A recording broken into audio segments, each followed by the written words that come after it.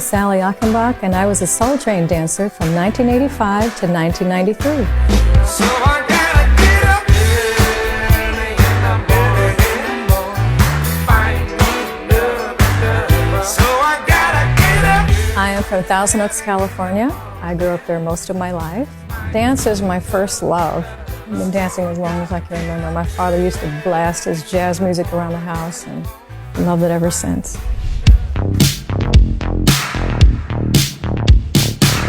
I was sitting in the living room of a friend's house, and he was on his landline. I was watching Soul Train. I said under my breath, I wish I could dance on Soul Train. And he said, what did you say? And I said, I wish I could dance on Soul Train. And he said, hey, I got somebody here who wants to dance on Soul Train. You want to talk to her? So he hands me the landline. She asked me how I looked, and I said, well, I look all right. And she goes, well, you gotta be cute. You want to dance on Soul Train. Well, how do you dress? And I said, well, I dress like I'm going to a club. And she said, well, okay. Well, this is the date and time to pick me up. And I picked her up in LA, and we went down there.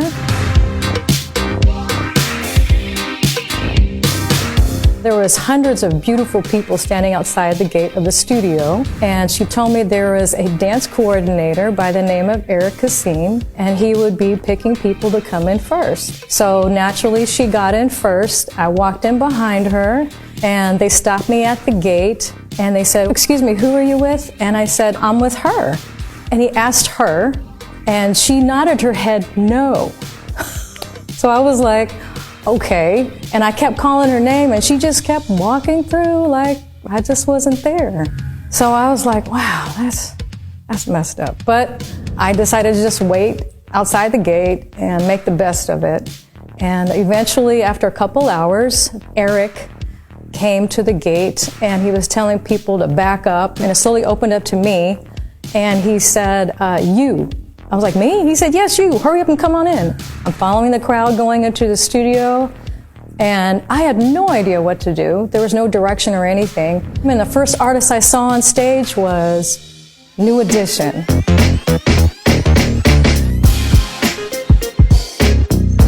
I thought, I gotta talk to somebody around here who can give me a heads up. So I came across Louis. Of course, at the time, I didn't know Louis's name. And Louis just showed me around and told me what I could and couldn't do. And he said, you can go on the floor, and if you want to get camera time, just dance on the outside, but all the props on the top there, you can't go up there unless you're picked. I said, okay. So I got a dance partner. I stood on the outside. I got my camera time. And the next thing I know, Eric came up to me and he says, I'm going to put you in the cage.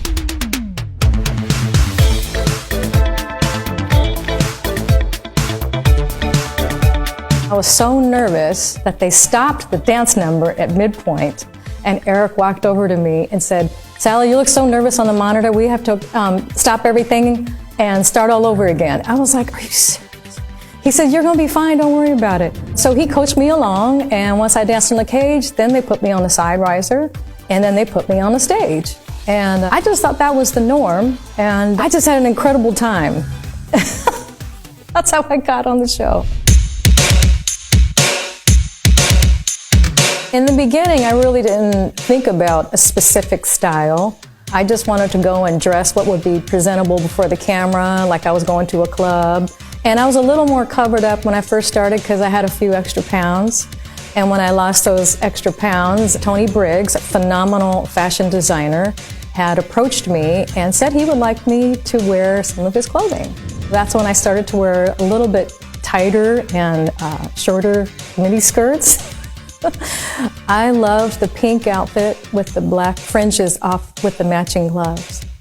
That was really nice. That was my first outfit, so that's probably why it was my favorite.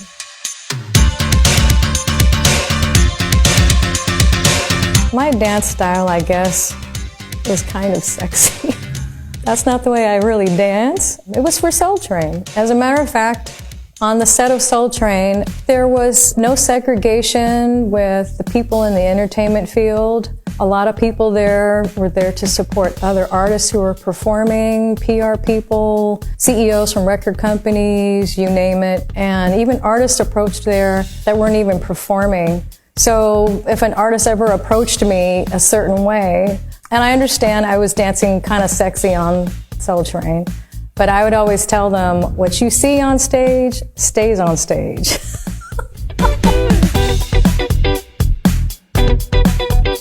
I love me some KFC. I have no problem with KFC. However, because I was wearing tight clothing, me and the girls, we would go across the street and run over to Denny's, and I would literally have a small dinner salad and some crackers, because I want to be able to hold my stomach. Sometimes people, when I was out in the public, they would look at me and say, there goes that Chinese girl's cousin. There goes that Chinese lady's sister. So thank you, Cheryl, for paving that way. But I would tell them, no, we're not related, you know, but I am half Asian.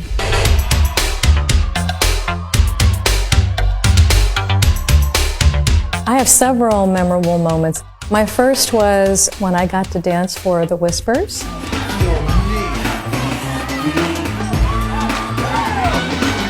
And I danced for Heavy D and the Boys.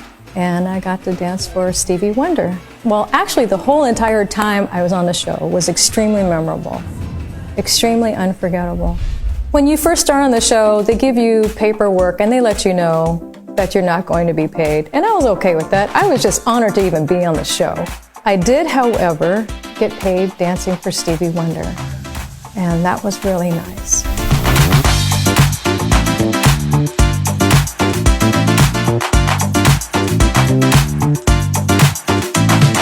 One of my favorite Soul Train line moments was going down the line with Kid and Play. And he was just clowning going down. And all us girls were running after him like we were a bunch of silly groupies, you know, just acting crazy, and that was just fun. When I was on the side, there's these steps that we would do. It would be 1, 2, 3 to the right, 1, 2, 3 to the left. And that whole time as I'm waiting for my turn to go down that line, I would be thinking of a routine. And by the time it would be my turn to go down that line and I would see that red light, my mind would just go blank. So I would just improvise going all the way down the line. It was just crazy. I loved seeing my friends go down the line. The girls' line and the guys' line were side by side, and I would purposely try to get in between them, because sometimes when the guys were going down, I would actually peek my head in and be yelling for my male friends going down the line as well. And they would look at me crazy, like, what are you doing over here? Yeah, we used to always encourage each other, yell for each other, root each other going down the line. It was a lot of fun, even though there were some mishaps, you know, with wardrobe. Sometimes it would show a little bit too much cleavage, or the skirt would rise up a little bit too high, and we would have to do a retake. I'm guilty of that.